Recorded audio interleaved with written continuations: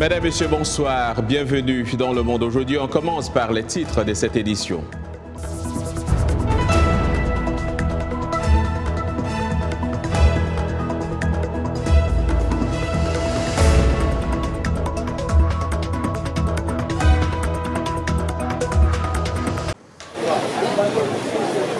L'appareil s'est écrasé dimanche vers 8h30 heure locale, 6h30 taille universelle, quelques minutes après son décollage. Il est tombé sur une maison au quartier résidentiel Mapendo à Birere, à côté de l'aéroport construit près de la frontière avec le Rwanda, dans une zone densément peuplée. Outre les 19 passagers, 7 membres d'une même famille figurent parmi les victimes de cet accident.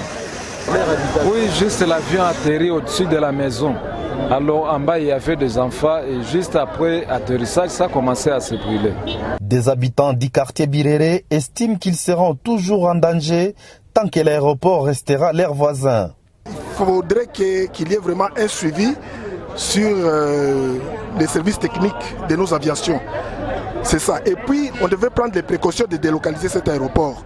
Ce ne sera pas disons, le dernier crash. On suppose qu'il y en aura toujours. Si jamais on ne prend pas vraiment les précautions, et la population va continuer toujours à subir les sorts de crash ici à Goma. Le gouvernement provincial du Nord Kivu a fait état de 29 morts et promis d'assurer les obsèques de ses victimes.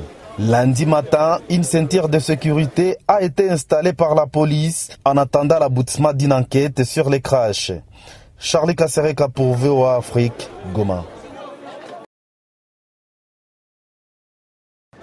La Commission nationale électorale, l'organe supervisant la présidentielle en Guinée-Bissau, a indiqué lundi que le premier tour s'est déroulé à la régulière, malgré des accusations de fraude lancées par le camp du président sortant, José Mario Vaz.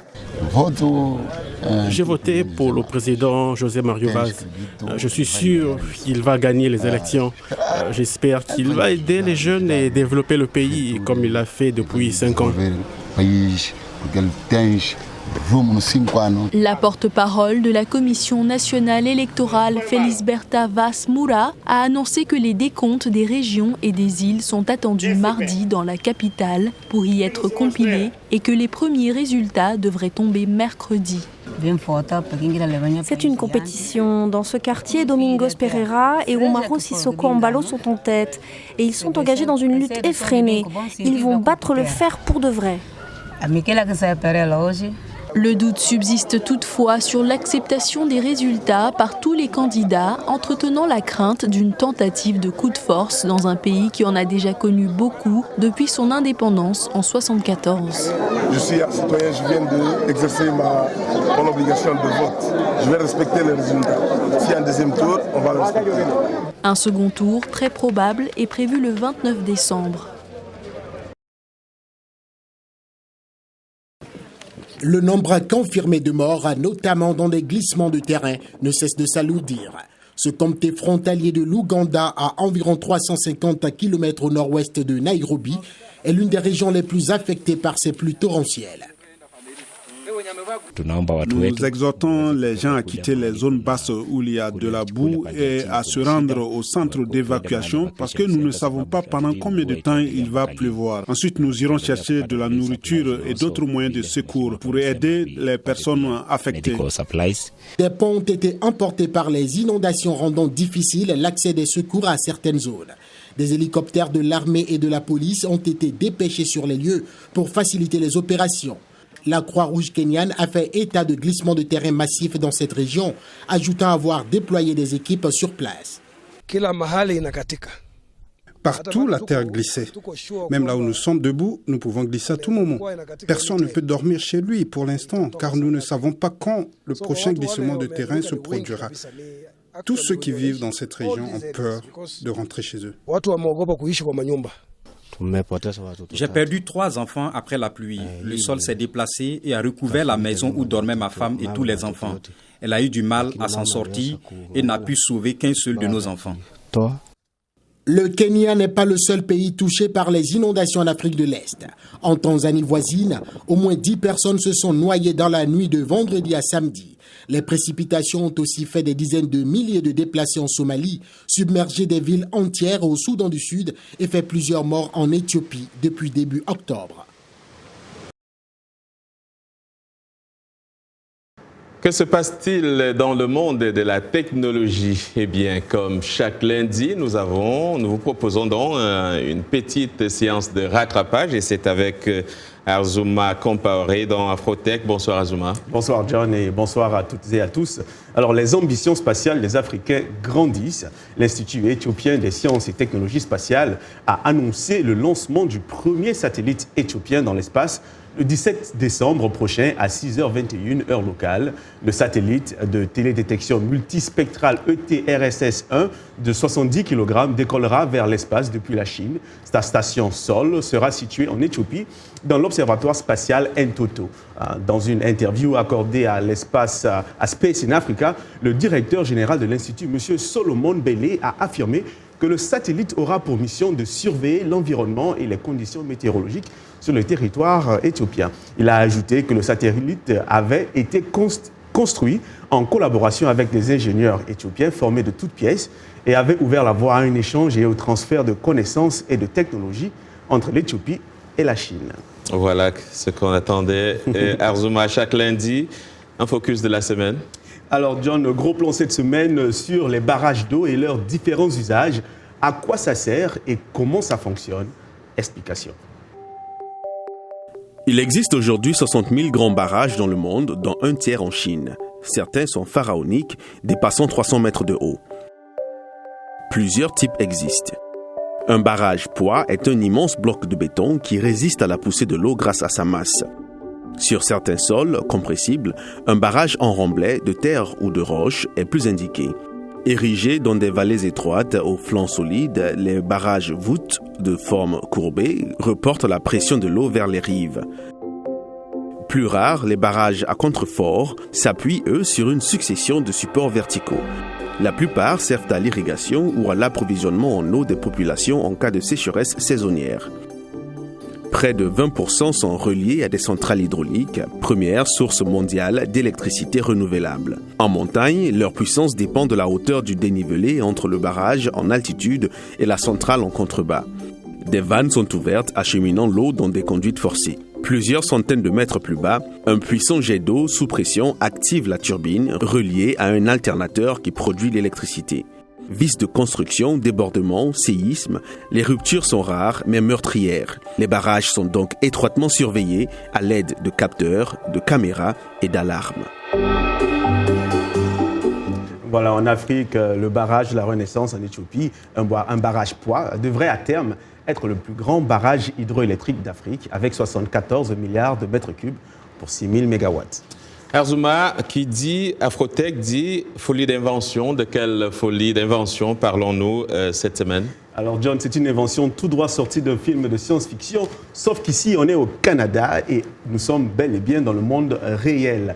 Dites bonjour à la cape d'invisibilité. C'est une technologie développée par la société de camouflage canadienne Hyperstealth, dont la particularité est de refléter la lumière de sorte à faire disparaître tous les objets placés derrière elle. Le matériau utilisé, connu également sous le nom de Quantum Stealth, est capable de plier la lumière autour d'un objet ou d'une personne située derrière lui, ne laissant que le fond visible à l'œil. La technologie ne nécessite pas d'électricité, fonctionne dans n'importe quel environnement et peut être évolutif et dissimuler une personne, un véhicule, un bâtiment ou un avion. Selon la compagnie Hyperstealth, qui a développé 13 versions différentes du matériau, la cape d'invisibilité agit également dans le spectre thermique, ultraviolet et infrarouge en utilisant l'invisibilité à large bande. Alors John, il faut savoir que cet effet d'invisibilité fascine les chercheurs depuis bien longtemps. En 2012, les physiciens américains avaient également présenté les résultats de leurs recherches dans le même domaine. Alors, je vous emmène ensuite au Nigeria, où la Banque centrale a mis en œuvre des politiques visant à encourager l'abandon des retraits en espèces dans le but de lutter contre la fraude, le vol et le blanchiment d'argent. C'est dans ce cadre qu'une entreprise nigériane s'est lancée dans le développement de cartes électroniques sécurisées contenant des données sensibles. Passer de l'argent liquide à la monnaie plastique en Afrique subsaharienne, du rêve à la réalité, suivez. Secure ID, une société nigériane de technologie, fabrique des cartes bancaires, des cartes SIM de téléphone portable et des cartes de vote qu'elle crée pour des entreprises de 21 pays africains. Banquière de profession, Kofo Akinkugbe a fondé Secure ID il y a 12 ans. Aujourd'hui, sa société produit 20 millions de cartes par an. L'idée était de créer une usine de fabrication de classe mondiale offrant des solutions de cartes à puce et des solutions numériques, non seulement pour le Nigeria, mais pour toute l'Afrique. Secure ID a commencé par l'importation des cartes bancaires avant la certification par Visa, Mastercard et Verve. Auparavant, il fallait attendre des mois pour que les cartes importées arrivent d'Asie et d'Europe. Ce qui nous donne autant de joie, c'est d'être en mesure de convertir une grande partie de ce que nous importons en production locale, et c'est ce sur quoi tout le continent devrait se concentrer. Nous ne faisons pas que de la fabrication, nous développons aussi de nouvelles technologies. Vous savez, ce sont donc les deux domaines où nous étions essentiellement des consommateurs. C'est génial de faire partie de l'histoire et d'être les premiers à créer ce type d'usine ici. Selon la base de données Global Findex de la Banque mondiale, seulement 43% des personnes de plus de 15 ans ont un compte en banque en Afrique subsaharienne, une augmentation de 9% par rapport à 2014, ce qui souligne le potentiel de croissance dans ce domaine. Voilà, c'est tout pour Afrotech. On se dit à la semaine prochaine pour encore plus de tech partout dans le monde.